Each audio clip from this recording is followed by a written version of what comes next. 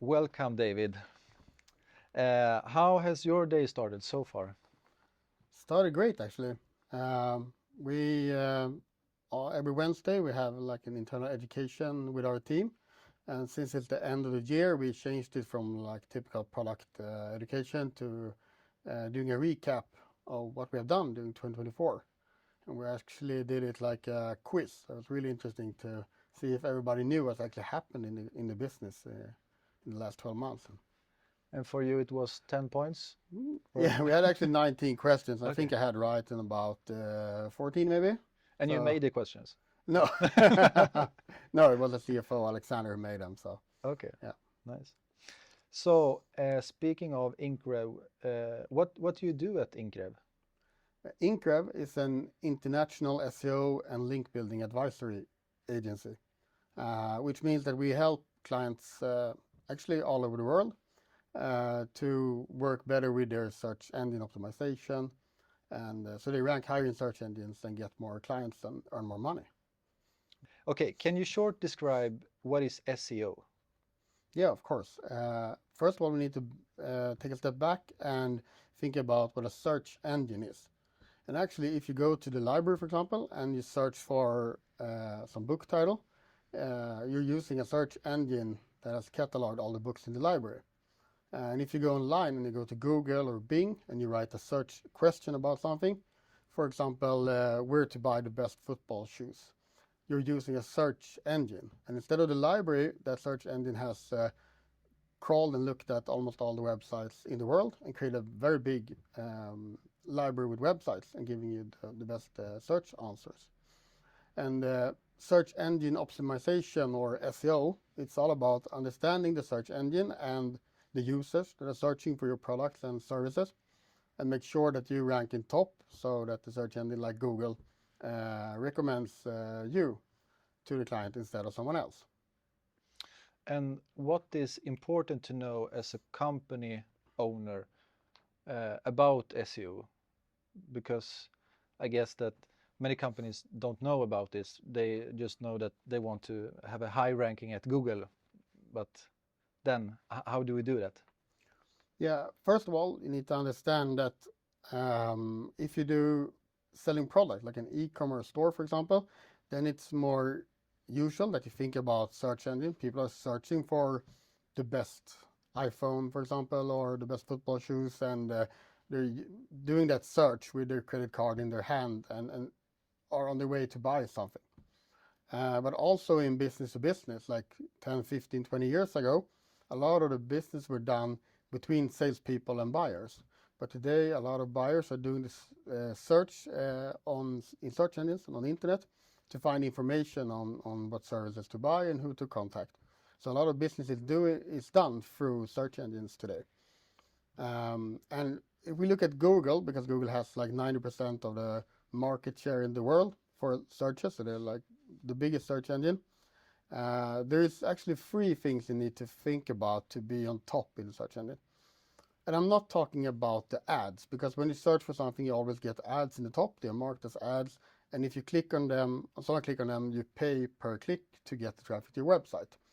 And that's only about spending money to get clicks. The one bidding highest is usually the one in the top. I'm talking about the organic search results. So under the ads, there is search results that are recommended by Google. And you don't pay for that ranking. You pay for ads, Yes, but not for the organic ranking. exactly. Okay, So no, if you that's are good. in the top, you can be number one in a search query for years without, of course, paying anything. Google doesn't charge you for that. It's just you're providing good content and helping the buyer or the searchers to find stuff. And there's three things you need to know to do good SEO. And that's basically that Google looks at your technical part of the website, if you have a good user experience, if it's mobile first and loading fast, because a website that's loading very slow is something that the user not will use. They will go in, wait, and Okay, then will step out. wait slowly. So, Yeah, mobile friendly, that's important, yeah. and loading fast, like images or films or Yeah, actually both of them. yeah. If you look at the technical part in the SEO, it means that you need to have a user-friendly website. Okay. Today, Google crawls all websites or looks at websites in a mobile perspective first. So that's why that's important. And it's also when you go into the website, if you have images on the start page, which you usually have, or on the page you come into, they need to load fast. And when you're in a country like Sweden, where 85% of the consumers has fiber, like really, really fast internet, even like decent websites are loading pretty fast because the internet is so good. So you can load a website in like 5 seconds, and that's slow, but it might be okay for the user to stay. A good number is like 1 second for to load the whole first page. But if you are in other parts of the world, say in India, for example, where most people don't have really good internet, they have mobile internet. If a website that's global is loading in 5 seconds in Sweden, it might be in 15, 20 seconds in India. So this is have different importance on how to work with it, depending on what market you're active in. But that depends on what server your company website is on, or is it about your fiber at home? Like, yeah, good. Sorry, no, very good my question. stupid question. If you have a very fast internet at home, you will send and collect data fast. But if a website is on a server that is slow or packed with a lot of websites, for example, or in another country, than the searcher is, then it will take more time. But it's also a lot about the technical parts of your own website. If you have very high definition or high resolution images, they will probably load faster. You can create a website in a way that you're loading one thing at a time, or you can load like a lot of things at the same time. So it's also about the coding of your website, how fast it loads. So first of all, you need to have a website that loads really, really fast. And then if the user has a fast internet, that will be very fast. If they have slow internet, it will be a bit slower. But if you have built your website in a slow way, it will always be bad. So okay, yeah. So and you said it was 3 different. Yeah, 3 criteria. parts here. That's important. It's the tech of the website, it's the content on the website, and it's the backlinks or the links to the website. Okay. So what about the content on the website? What is important to know? Yeah. First of all, Google categorizes all websites or all pages into different keywords. If you're searching, for example, for football shoes, to be able to rank on top on football shoes, you need to have that keyword on the page. You need to write about that because Google needs to sort out the relevant content. So it's one part of it is having the right keywords on each page, so Google can categorize you in the right way. And the other part is to also answer the search question in a good way. And also, like if I want a Nike football shoe, then I have to describe the shoe, or no? Actually, depending on how much data you have given to Google, Google knows a lot about where you are in the world. If you just write in the search bar in Google like best Nike football shoe, for example, then Google already knows that you are in Sweden, for example.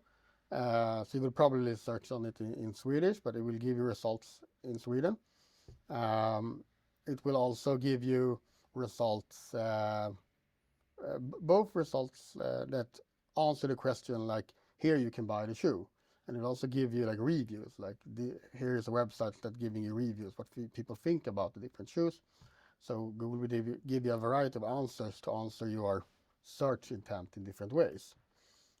So to be able to rank in top, you need to have the keywords and you need to have content that answer the search question in a good way. And there's a lot of things that Google, like 5-6 years ago, Google didn't have a good understanding of context.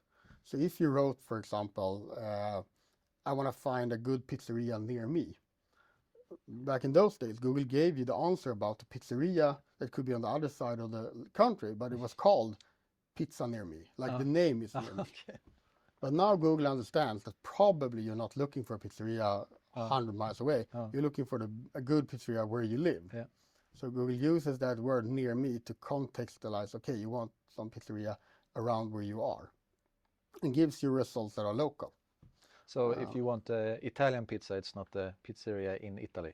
No, exactly. Yeah, exactly. So when you're searching for like Nike football shoes, Google also understands the context and understands that there are other words that are interesting.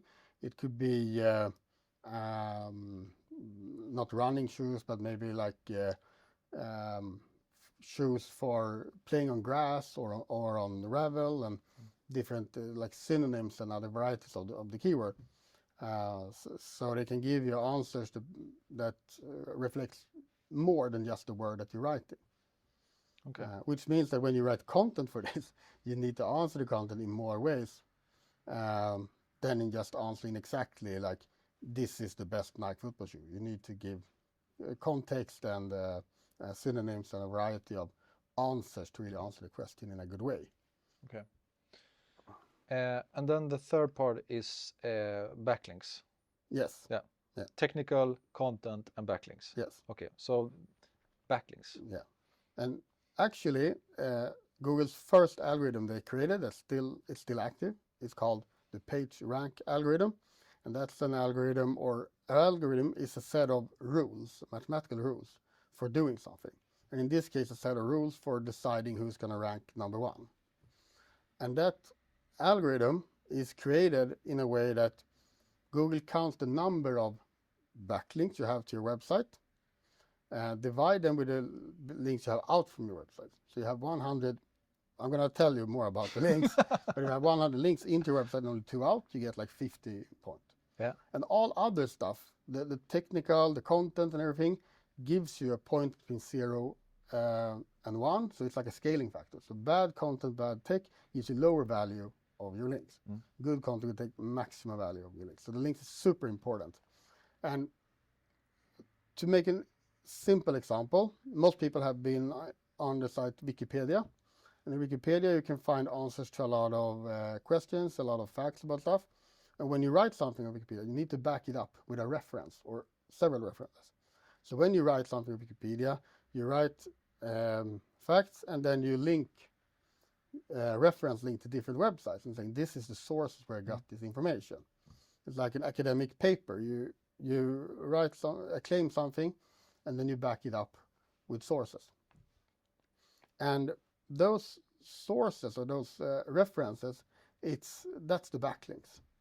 So your website, if you're claiming that you produce the best football shoes in the world, you need to have other websites that are writing about this, linking to you to be the reference. If they're writing about good football shoes, they need to say that I got the information from you. Mm-hmm. You are the source. So it goes like both ways? Yeah. Okay. So in Wikipedia, you write facts and then you link to sources. And if one of those sources are your website, that means that you get a point in Google's system. So the backlinks is basically other websites, news websites, niche medias, bloggers, whatever, that's writing about you and your products and services and linking to you as a reference. And Google has become pretty smart. You cannot have like any website in the world. If I create a new fishing blog today and I link to a website that's selling football shoes, Google will not count that as a point. They will just say this is irrelevant and remove it.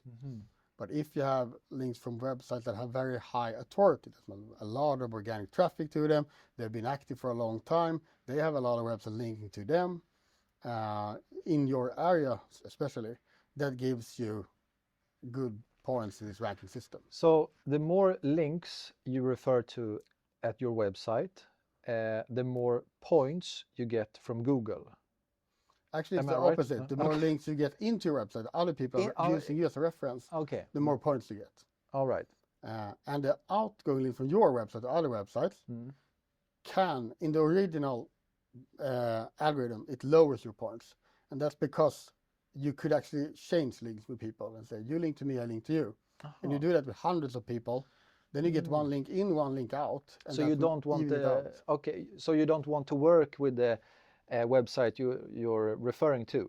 Like you don't want them to refer to your website. I want them to refer to me, Yeah. but if I also refer to them, Ah. that might even out Okay. the links. Mm-hmm. And in the original algorithm, like 20 years ago, it was always like that, like one link in, one link out, that becomes zero. Mm. But what Google also realized is that if you're linking out in a way that's relevant for your readers and users and important for them, then that could be a good linking, a good reference.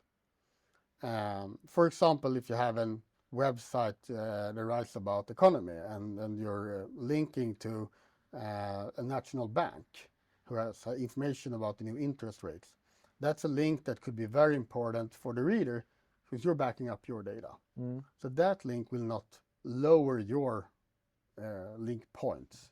Okay. So it's a relevant outgoing link. So it happened a lot with the algorithm over time. So it's been much more fine-tuned, but the basics are the same. So it's okay to link out from a website to other websites if it gives your reader or client some real value. And you want as many relevant links into your website as possible. It's always about value. Yeah. Yeah, really. Okay, and this is just one tip from you. Do you have more? Like, for me, I'm a self-employed. I have my own company and my website. What can I do as a small company owner with links? How can I start today with it? Usually, getting good links is a lot about using your network of people that you know. If you're working together with other business owners and you're doing some work together sometimes, you can always tell them, well, in this project, could you just link to me about it and say, we did this together. Or if you become, sometimes you're being mentioned in some news magazine, you can actually ask them and say, I love that you mentioned me here.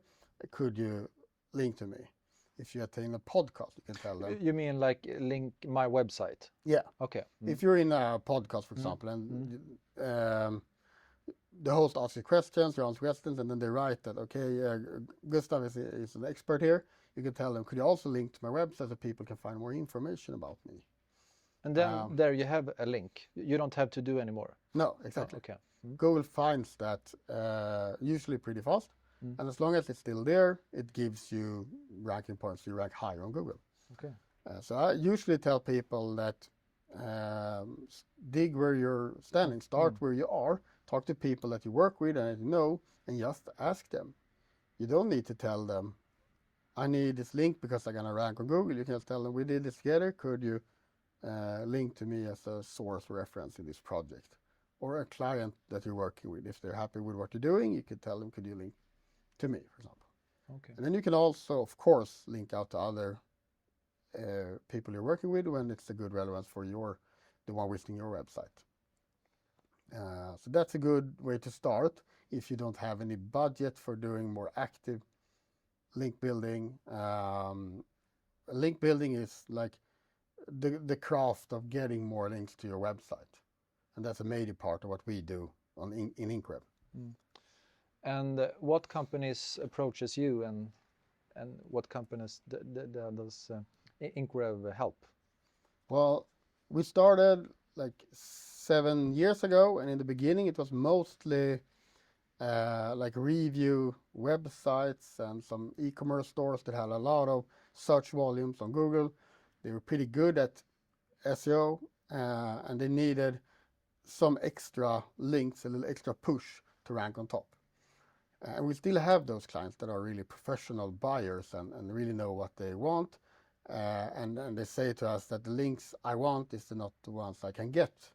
I want better links from like real news websites or from other websites in the industry or something. And then we help them with that. But today we also have clients that are earlier in the stage. They know that they need to be seen on Google and they need help with doing the foundational work, both the tech and the content and the link building, and we can advise them and help them with that. We also have a lot of business-to-business companies that understands that, okay, my buyer, if I'm selling an ERP system, like enterprise resource planning system, I have buyers that are doing research in this journey because it's a big project.